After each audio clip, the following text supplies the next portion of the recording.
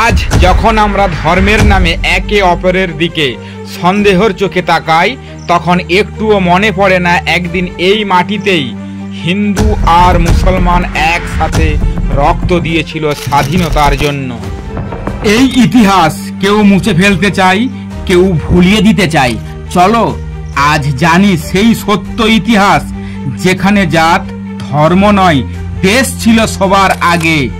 সে সম্পর্কে আলোচনা করা হবে প্রগতি বাংলা ইউটিউব চ্যানেলে। ভিডিওটি দেখার আগে চ্যানেলটি সাবস্ক্রাইব করবেন, পাশে থাকা বেল আইকনটা প্রেস করে লাইক এবং শেয়ার করতে ভুলবেন না। চলুন শুরু করা যাক। 1857 সাল যখন হিন্দু মুসলমান কাঁধে কাঁধ মিলিয়ে জ্বলে উঠেছিল ভারত, এটা শুধু একটা বিদ্রোহ ছিল না, এটাই ছিল ব্রিটিশদের বিরুদ্ধে প্রথম বজ্রাঘাত। ধর্ম ভুলে, বর্ণ ভুলে, পরিচয় ভুলে এক হয়ে উঠেছিল ভারতীয় সৈনিকরা। বন্দুকের কার্তুজ, গরু আর শূকরের চর্বি, হ্যাঁ সেটাই হয়ে উঠেছিল আগুনে ঘি। হিন্দু ধর্মের গরু পবিত্র, মুসলমানের কাছে শূকর অপবিত্র। এই অপমানেই ফেটে পড়ে ভারত। নেতৃত্বে ছিলেন শেষ মুঘল সম্রাট বাহাদুর শাহ জাফর, আর তার পাশে দাঁড়িয়েছিলেন রানী লক্ষ্মীবাই, তাপিয়া তোপি, বেগম হজরত মহল, যাদের রক্তে ছিল না কোনো বিভাজন, ছিল কেবল স্বাধীনতার স্বপ্ন। এটাই ছিল একতা, এটাই ছিল ভারত। যে ধর্ম একদিন স্বাধীনতার লড়াইয়ে একতার শক্তি ছিল, আজ সেই ধর্মই রাজনীতির হাতিয়ার হয়ে উঠেছে।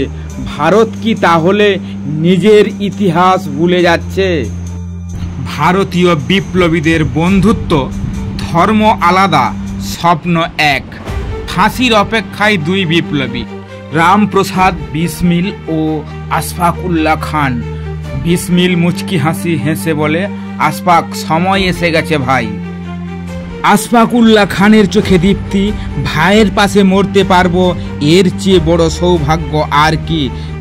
রামপ্রসাদ বিসমিল বলেন গর্বিত কণ্ঠে, ধর্ম আলাদা হতে পারে, স্বপ্ন তো একটাই, সেটা স্বাধীনতা। আশফাক উল্লাহ খানের চোখ ভেজা, আমরা প্রমাণ রেখে যাচ্ছি ভাই, ভারত একদিন ধর্ম নয় ভালোবাসার হবে। দুজনে হাতে হাত রেখে এগিয়ে যায় মৃত্যুর দিকে, মাথা উঁচু করে, মন অটুট রেখে। তাদের আত্মত্যাগ আজও বলে, স্বাধীনতার যুদ্ধে হিন্দু মুসলমান ছিল না, ছিল শুধু ভাইয়ের হাত। কিন্তু আজ কিছু মানুষ নিজেদের স্বার্থে সেই বন্ধন ভাঙতে চায়। ধর্মের নামে দেওয়াল তুলে ভাইয়ের মাঝে বাঁশির বদলে বাজে বিভেদের শঙ্খ। ভুলে যেও না, 1925 সালের কাকরি ট্রেন থেমেছিল, কিন্তু থামেনি বিসমিল্লাহ আর আশফাকুল্লাহর আত্মা। একজন হিন্দু, একজন মুসলমান কাঁধে কাঁধ মিলিয়ে প্রাণ দিয়েছিলেন ভারতের জন্য। তাদের রক্ত ছিল এক, স্বপ্ন ছিল এক, আলাদা ছিল শুধু ধর্মের নাম। তাদের ভারত ছিল একটা হৃদয়, একটা পরিবার। আজও তারই প্রমাণ। কাশ্মীরে এক মুসলিম ভাই আদিল নিজের প্রাণ দিয়ে এক হিন্দু ভাইকে বাঁচাতে কাঁধে তুলে নিয়েছিলেন। আর ভারতের বীর সন্তান ঝন্টু আলী শেখ সন্ত্রাসী মোকাবিলায় শহীদ বরণ করেন। প্রশ্ন উঠছে আজ, আমরা ভুলে যাচ্ছি রামপ্রসাদ বিসমিল ও আশফাক উল্লাহর সেই রক্তের বন্ধনকে।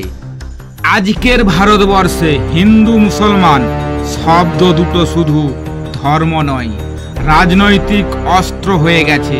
মিডিয়াতে, সোশ্যাল মিডিয়াতে, এমনকি পাড়ার আলোচনায় ও একটা লাইন টানা হয়েছে, তুমি ওরা, আমি আমরা। কখনো ধর্মের নামে, কখনো পোশাকের, কখনো খাদ্য বা নামের কারণে। কিন্তু একটা প্রশ্ন কি আমরা কখনো করি, যারা স্বাধীনতার জন্য প্রাণ দিল, তারা কি এই বিভেদ চেয়েছিল?